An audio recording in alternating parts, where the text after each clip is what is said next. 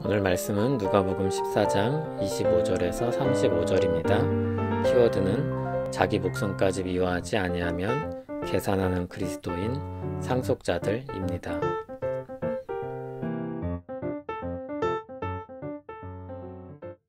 수많은 무리가 함께 갈새 예수께서 돌이키사 이르시되 물은 내게 오는 자가 자기 부모와 처자와 형제와 자매와 더욱이 자기 목숨까지 미워하지 아니하면 능히 내 제자가 되지 못하고 누구든지 자기 십자가를 지고 나를 따르지 않는 자도 능히 내 제자가 되지 못하리라. 너희 중에 누가 망대를 세우고자 할진대 자기의 가진 것이 준공하기까지 족할는지 먼저 앉아 그 비용을 계산하지 아니하겠느냐. 그렇게 아니하여 그 기초만 쌓고 능히 이루지 못하면 보는 자가 다 비웃어 이르되 이 사람이 공사를 시작하고 능히 이루지 못하였다 하리라. 또 어떤 임금이 다른 임금과 싸우러 갈 때 먼저 앉아 1만 명으로서 저 2만 명을 거느리고 오는 자를 대적할 수 있을까 헤아리지 아니하겠느냐. 만일 못할 터이면 그가 아직 멀리 있을 때에 사신을 보내어 화친을 청할지니라. 이와 같이 너희 중에 누구든지 자기의 모든 소유를 버리지 아니하면 능히 내 제자가 되지 못하리라. 소금이 좋은 것이나 소금도 만일 그 맛을 잃으면 무엇으로 짜게 하리요. 땅에도 거름에도 쓸데없어 내버리느니라. 들을 귀가 있는 자는 들을지어다 하시니라. 아멘. 수많은 무리가 예수님을 따를 때 예수님께서 그들을 돌아보시며 말씀하십니다. 하나님 나라를 얻고자 한다면 무엇을 생각해야 될지, 예수님을 따른다는 것이 무엇인지를 가르쳐 주셨습니다. 먼저 주님을 따른다는 것은 가족들 그리고 자신들까지도 미워해야 한다 이렇게 말씀합니다. 이것은 새겨들어야 될 말씀입니다. 자기 목숨까지 미워하지 아니하면 이것과 자기 목숨을 미워하지 아니하면 이건 좀 다른 의미입니다. 예수님을 따른다고 할 때 어떤 무게감을 가지고 쫓아야 되는지를 가르치시는 말씀입니다. 또 미워한다는 이 표현이 감정적으로 대립한다기보다 다른 한쪽을 택하는 것을 의미합니다. 비용을 계산해야 됩니다.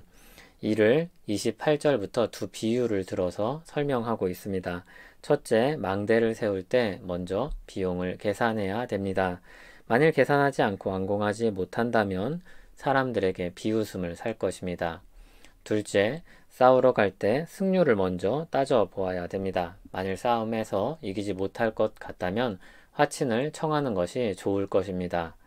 이처럼 예수님을 따르려고 할 때는 어떤 비용이 드는지 생각해야 됩니다. 33절에서는 더 분명하게 말씀합니다. 자기 모든 소유를 버리지 아니하면 예수님의 제자가 되지 못한다고 합니다.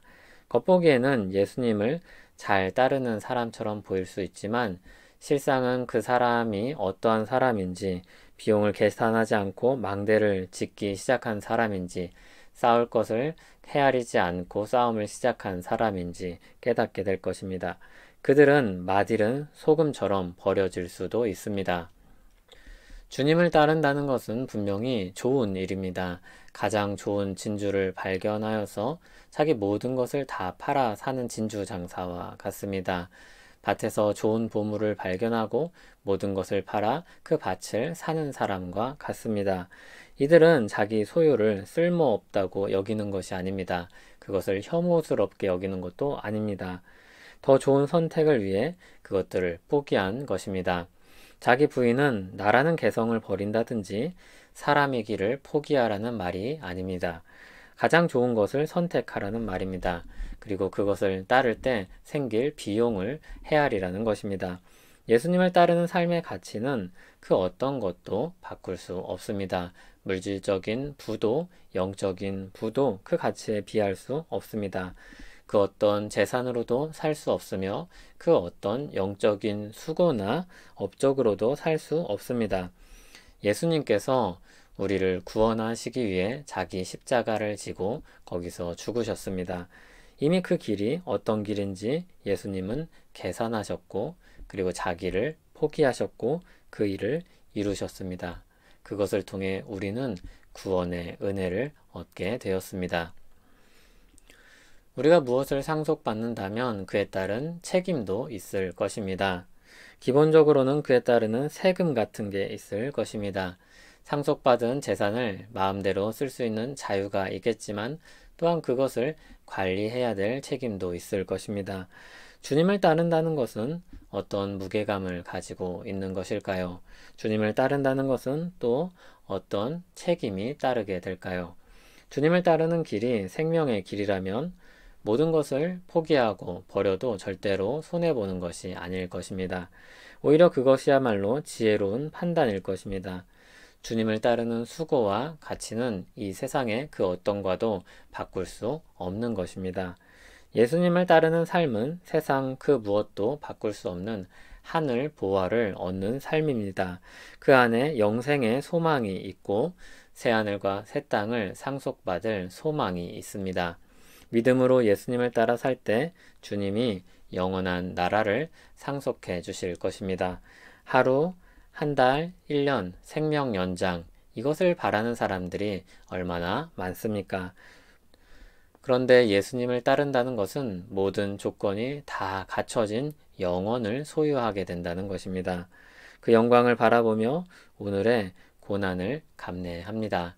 그리고 그 삶은 복된 결실을 맺을 것입니다.